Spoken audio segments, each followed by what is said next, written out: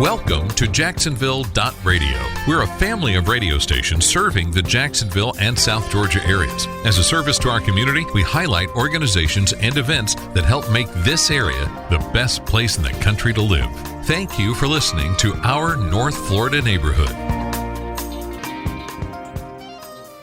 Hey, and welcome to North Florida Neighborhood. I'm Colby, and North Florida Neighborhood is all about getting to know our neighbors, just hearing what really cool stuff they're doing with us and for us in our neighborhood. And today, the neighbor we get to chat with is Beth Dojak. She's the outreach manager with Monique Burr Foundation. Beth, thanks so much for joining us. Thanks for having me, Colby. Glad to be here. Now, first, give me a rundown on what the Monique Burr Foundation is all about.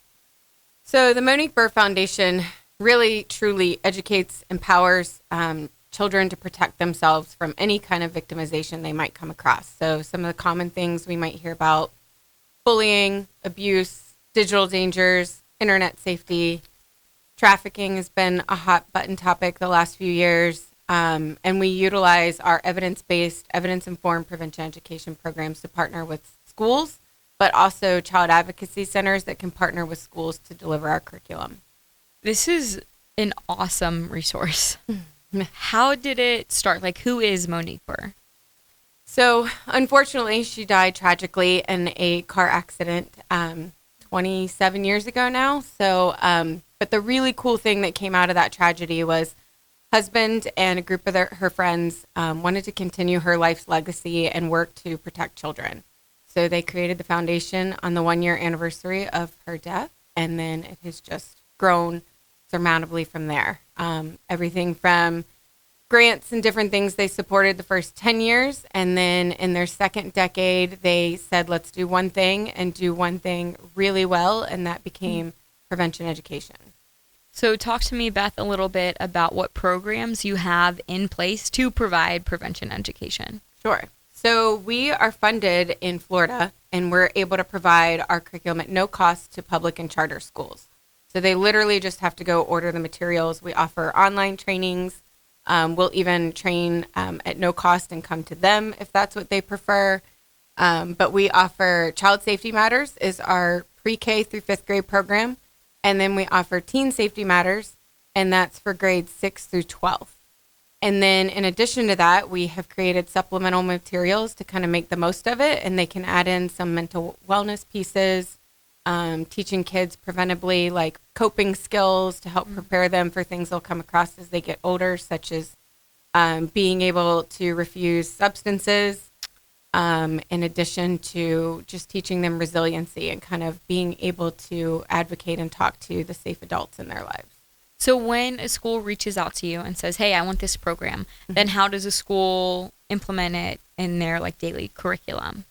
So they generally decide somebody on the campus who's going to be comfortable talking about sensitive topics. I previously was a school counselor in Duval County Public Schools, so that was how I got started with them. And so I was comfortable and had worked in child welfare, saw a lot of bad things that happen to sweet kids that don't deserve it. So it was important to me to kind of offer a tier 1 curriculum to all students, to keep all students safe. So they typically identify somebody at the school that would feel comfortable, since it is sensitive issues and topics throughout the programs. Sometimes school counselors, PE teachers, health teachers, school nurses, even classroom teachers that are comfortable and want to connect with their kids. So then they would take either our online training, or we would set up with even something as big as the school district. The teacher slash... They become our facilitator. Okay, would take the training. Okay. Yeah, whoever's going to be that person that delivers the curriculum.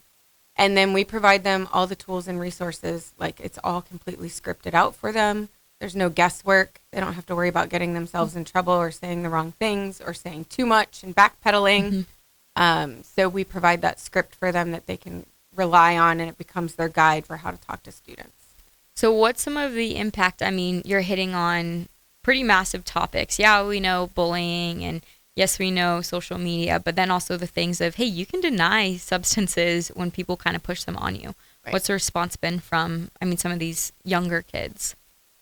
It's usually pretty good, especially when you can get to that proactive prevention type role. We're talking about, starting at the bottom, starting as young as, 4 to 5 years old, and talking to them about preparing them before it actually happens. I mean, of course, that's the key to being preventative.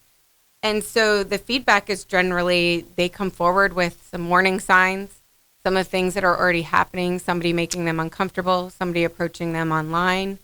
And then it's scaffolded and grows with them. And a lot of times we get the attention of older students and teenage youth because they've already dealt with a situation and they didn't feel equipped to handle it. So we're now giving them the strategies and tools to kind of expand and be able to be more prepared the next time something happens.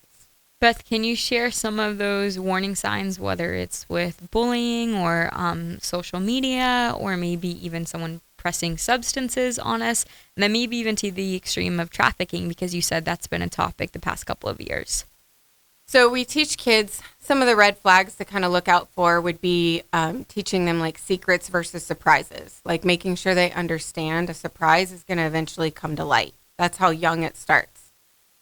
Where if they're told to kind of keep a secret forever and ever and ever and ever and ever, like that might be a red flag, especially if they use keywords like you can never tell your mom or dad. Some of that starts to come to light with younger students, and they'll see that even online. You know, like, do your parents know that you have this online friend? Like anytime they're trying to get them to keep something from somebody that's intended to keep them safe, like their parents, would be a red flag for sure. Certainly with online type behaviors, always being able to have access to them. So it's really important even for parents to have kind of those boundaries, checking their phone, paying attention to some of those things. Even prior to that, before giving them a phone or tablet, ideally, and it's even recommended by the American Pediatrics Association, to provide them some kind of contract. Like, your phone is our tool to get in touch with you and know you're safe. But it's also, you know, a tool in many other measures. But here's some of the parameters around it. Mm-hmm. And then when it comes to the trafficking side of things, this is another spectrum dealing with all different ages. How does your curriculum help with that? So we tell them to start paying attention to somebody who's probably a little more assertive or even aggressive, talking to them constantly. Where were you? Who are you hanging out with? As I mentioned, do your parents know about us? Do they know we have this relationship? Even recognizing in friends and paying attention to the warning signs, such as having an older boyfriend or girlfriend, gifts and expensive things showing up that they shouldn't normally have or wouldn't normally have without kind of earning and, working towards that goal. So when they kind of see some of those red flag behaviors, then we always connect it to talking to a safe adult that they've identified. Beth, can you share maybe a story where either a child was in this program and they were directly affected in a positive way, or maybe their parents were, or maybe it was one of the leaders that was like leading this program? So we hear these a lot. One of the things I can think of is we're really prevalent in different districts across Florida, but Orange County has always been a big supporter. And I remember following the pandemic, they were really struggling to get their footing, get back in the classroom. It was a school counselor, and she said the last month of school, she went to her principal and said, you know, this is what I'm going to do, and it's really important to me, and I'm going to make sure I get to all the students before the school year ends. And they had a little girl come forward and disclose, and she actually disclosed to her mother because she was empowered after hearing our curriculum and learning the 5 safety rules. And so she had told her mother that it was the mom's boyfriend and they were engaged to be married. And the mother went all the way to the superintendent, like thanking them for making this message so important, because she otherwise, you know, might have married this man and it could have gone on for years and years and years if her child hadn't had our programs. I have goosebumps even telling you that story now, Colby. I'm speechless. Like, that's a life that has changed. And then I'm sure many other lives, because you stopped it right where it was at. Right. All because of the program. Right. So how can schools get in touch with the Monique Burr Foundation to make this kind of impact in other kids' lives and other families' lives? So it's pretty simple. Going to our website is mbfpreventioneducation.org. And then we have up in the right-hand corner kind of a shop tool. And as soon as they identify that they're in Florida, any school district in Florida, it's no-cost curriculum. And we'll walk them through how to get started. Well, again, I have the privilege of chatting with Beth Dujak. She's the outreach manager with the Monique Burr Foundation. And Beth, the story you just shared was really what compelled this young lady to come forward was those 5 safety steps. Mm-hmm. Can you give us a rundown on what those 5 safety steps are? Sure. So we refer to them in our curriculum. We have 2 components that are all of our curriculum is built around, and those are the 5 safety rules and then safe adults. And so the 5 safety rules that we teach kids, even at a young age, we teach them like little motions that go with them. We teach them to know what's up, and that's as generic as kind of paying attention to what their personal information is, making sure they learn addresses, phone numbers, who can pick them up from school, basic things like that. Mom and dad's first and last name when we're talking about 4 and 5-year-olds. And then that's scaffolded to grow with them that like once they become teenagers, middle school, high schoolers, you could lose your phone. Your phone could die. Your phone could get stolen. You have to have some phone numbers memorized. Yeah. And then, okay, you know your personal information. How much are you sharing online? And we all do it inadvertently with pictures in uniforms, pictures in our sports gear, saying what field we play at, saying, where we go to school, that they can be identified and targeted to a specific area, not just a state, city, but like town, neighborhood. I didn't even think of like a school uniform. Yeah. Or your jersey. And then the second rule is spot red flags. Again, recognizing those grooming behaviors. We don't use the word grooming with our younger students, but as they get older, that's what we're teaching them that is. So red flags such as those secrets versus surprises that I mentioned. The red flags kind of being tricked into sharing more and more information online. Recognizing like their friend groups, different things like that. They might even trick them and say, hey, I want to send you something to your house. What's your address?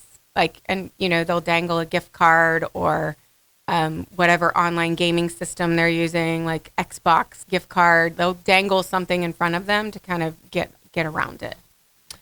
Thirdly, make a move. That's our simplest one. If they have the ability to kind of stay away and get away, whether that's even physically, avoiding an area, walking with friends, avoiding a stairwell that's difficult to monitor at the school, but can even be logging off and deactivating accounts as they get older if that's what needs to be done. Fourthly, safety rule number 4 becomes talk it up. And with Talk It Up, it always circles them back around to identifying safe adults in their lives. Mm. And then that way they can kind of go to that safe adult and say, here's what's going on. I'm not sure if it's safe or unsafe. And then that safe adult can give them the guidance that they need. But even teaching them to kind of be assertive in their own way to say, like, you're making me uncomfortable. I would prefer you ask my mom or dad that information. And then with talking to them about safe adults, of course, we have to teach them what a safe adult attribute might be. So we want them to be comfortable going to them if they ever have to share something that might be uncomfortable or even scary. And then we empower them to choose. We don't tell them it would be a teacher, a principal. They have to figure that out for themselves. And that's the empowering part, identifying somebody inside their home and somebody outside their home. So we start with the number 2. Of course, the more they have, the better. But we don't want to overwhelm anybody with a number because maybe they don't have anybody safe at home. And then we incorporate safety rule number 5, no blame, no shame, because we know the research and statistics that surround victimization with kids. And so we teach them that it is never, ever their fault. No matter what they've been tricked, forced into, it is not their fault. It's an adult's responsibility to keep them safe. Beth, thank you so much for sharing that. And one thing I want to hop over to is you had mentioned the safe adults. Mm-hmm. How can we maybe as parents or as leaders in whatever realm, a coach or a teacher, how can we be a safe adult so those kids can forward talk it up to us? Right. So we offer a lot of online courses. We have 5 free online courses, and I really empower adults to even educate themselves because we can't operate under the it's not happening in my house or it can't happen in my community or that stuff happens to other people. I mean, it happens everywhere. We're talking big city, small town, rural school districts or urban school districts. So I think really empowering themselves with the knowledge, making sure they don't turn a blind eye to anything and educating themselves so that they are informed And even knowing the capabilities of social media, you can't possibly keep up with all of that because it's ever changing. Internet capabilities, social media reach, the apps that they use are constantly changing. That's why it's so important to be proactive with those boundaries. Even doing some of that stuff together versus somebody going off in their room and closing a door. And Beth, we know that these packets are free for the students at the school. Are these also free for the adults? So all of the online trainings, those 1 hour trainings that I mentioned, those are all free. So they can find those on our website as well. And can you tell me again what that website is? Yes, it's www.mbfpreventioneducation.org. And Beth, can you tell me, the organization has been around since about 26 years or so. Can you tell me what your goal is as technology moves, as people are getting smarter and a little schemier? How are you hoping to stay up to date with that and best resource these kids? So we invest a lot in the research, and so we have our programs kind of scrutinized and evaluated time and again to make sure kids are responding to them. And then we rely on a lot of our partners too, things like videos that Thorn, Ashton Kutcher's organization, we use some of National Missing and Exploited Children videos, trying to keep everything relevant and up to date for kids. Because we know as soon as they see some kind of reinforcement or video in our program that is out of date, involves, a pager or a flip phone, no matter how good the messaging of that video is, they're going to tune it out. And now, Beth, what are some struggles that you're facing? In terms of struggles, I would say just as far as educators, there's always something. They carry a lot, and so adding another piece to them can be difficult, like one more thing that they have to do in the world of being teachers and sometimes undervalued. And so we try to make it as easy as possible with the scripted lessons being delivered in as simple as 2 lessons. And with that, you maintain a level of fidelity of the programs as well, because it's doable. So there's other programs out there that might be competitors, they call them. I don't feel like there's a lot out there that compares, because if you start to look at some of the other programs, they might be lengthier, some upwards of 8 lessons. And how doable is that if you have to interrupt classroom lessons and all the other things you have to get to? And one of my questions was, how does this program differ from what the schools are kind of already trying to teach the kids? So some of the information is relatively new. There's things like bullying has been around for a long time. There's been different acts, mandates, requirements that have come down through the Department of Education over the years. So again, something we always try to stay relevant with. And really it can be incorporated. We align it with health education standards. So it's built into things that they already have to do. Elementary school, it most commonly aligns with those science standards is where health education happens. But then in middle school and high school, you'll find it in PE and health education. And this program is free to just about everybody. So how are you able to be funded, have a staff, have research done to stay up to date? So we receive a very generous grant from the Florida Attorney General. So again, another stakeholder in our programs to be able to provide them at no cost to public and charter schools across the state. And then with that, do you have any upcoming events as an organization we have to look forward to? So we do a golf tournament in December, and then we also do a night in the vineyard. It's referred to, it's kind of a gala, but it's less formal. So it's a good time, and we host that out at Sonapa Grill at Jacksonville Beach. And what time of year is that? That one is typically in April or May, usually in the spring. So the golf tournament in December, and then April, May is when we have that. And Beth, what's the best way we can get involved? No matter if we're parents, if we're kids, if we're single, what do you need from us as a community? Just talking about it. I think as adults, educating yourself, talking about it, getting comfortable with the uncomfortable, and asking some of those difficult questions. We often need to dig a little deeper, ask more of students and your own children when they're coming home from school, because you'll get those blanket answers of how was your day? Fine. Exploring more on a scale of 1 to 10, what could have made it better? What made it worse? just getting more involved. And what are some of those difficult questions that might at first be a little uncomfortable, but the value from having those conversations is so worth it? I think definitely sitting down, doing social media together, asking them about who their friends are, recognizing how much information we are sharing out with our friend group, even ourselves as adults, recognizing when you share out the start of a new school year, holding up those little chalkboards, as cute as they are, but you're giving away all the information for how to go pick up your child from school, who their teacher is, what grade level they're in.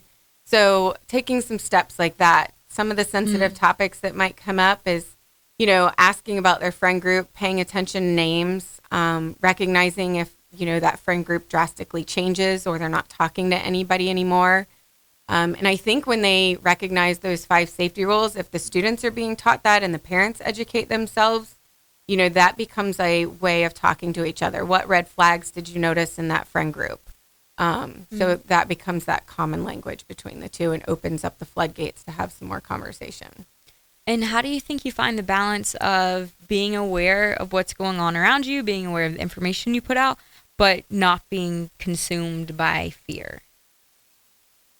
Oh, that's a really good question. I mean, there's always that fine line of informing versus scaring that we all kind of walk and open our eyes to. But I think the empowerment just becomes the education, being informed, and just being aware. Doesn't mean we have to operate in fear if we're aware. And Beth, one more time, can you tell me the best way to get involved with the Monique Birth Foundation and just to find out more and whether we want to get ourselves or our kids or our class plugged in? Sure. So there is so much information, a wealth of information on our website, www.mbfpreventioneducation.org. There are parent resources on there. There are free online courses to kind of learn more about some of the topics I've mentioned. We refer to them as safety briefs, but ways that they can kind of educate how to dive in and have some of those sensitive topic conversations with their own children. The contract that I mentioned with having kind of a proactive way of before you give your child a device, the digital safety contract is a safety brief on there as well. And just tons of resources in terms of bullying, cyberbullying. Summer safety is even on there for the questions that you ask before you enroll your child in some summer camps. Because we can't just assume hopping camp to camp this summer and week to week that we're always dealing with safe adults. So making sure you ask some of those questions about what's their policy for background screening, what's their policy for like a 1 adult, 1 child situation. Making sure some of those questions get answered. And again, not operating in fear, but just informed. Well, Beth, thank you so much for everything you do and for being such a great neighbor in our neighborhood. Great. Thanks so much for having us.